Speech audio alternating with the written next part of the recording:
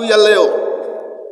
Nikutakie tena usikivu mwema kusikiliza somo hili la asubuhi ya leo ambalo linazungumza madhabahu mageni ya lugha katika makanisa. Kumbuka, tunajifunza katika wiki mbili namna ya kujenga madhabahu upya. Sasa leo katika makanisa mengi, kwa sababu unajua kila ambacho kinajenga nyumba zetu, kwanza makanisa yanaanzia nyumbani, na ndiyo maana ikiwa bado ibada si njema kule nyumbani kwa kila mmoja, hata kanisa litakuwa na kuvurugika. Kwa hiyo ili kwamba inji iwe inji nzuri, lazima nyumba ziwe zimekuwa safi.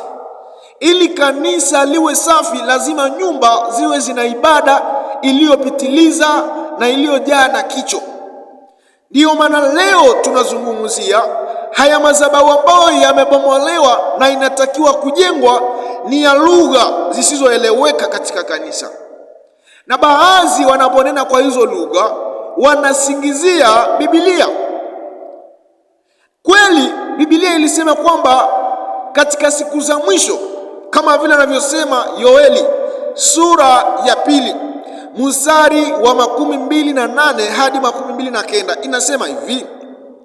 Yoeli sura ya 2 mstari wa 28 hadi 29 inasema, hata itakuwa baada ya hayo ya kwamba nitamimina roho yangu juu ya wote wenye mwili, na wana wenu waume kwa wake watatabiri, wazee wenu watoto wataota ndoto, na vijana wenu wataona maono. Tena juu ya watumishi wenu wanaume kwa wanawake katika siku zile nitamimina roho yangu, nitamimina roho yangu. Hii ni kauli ya Biblia. Mungu anatoa ahadi ya kwamba katika kipindi cha siku za mwisho ataweza kumwangia watumishi wake roho. Watakuwa hawa watumishi ni vijana, watumishi wale watakuwa ni binti, watumishi wale watakuwa ni wazee. Yaani kwa kila mtu roho atamwangwa katika siku za mwisho.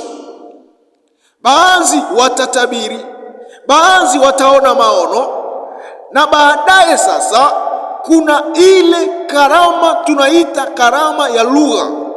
Hii ndiyo leo imekuwa ni mchanganyiko mkubwa katika ibada zetu, na ibada ya mizimu imeingia katika madhabahu ya Mungu, imeibomoa bila watu kujua, wakitumia lugha zisizoeleweka.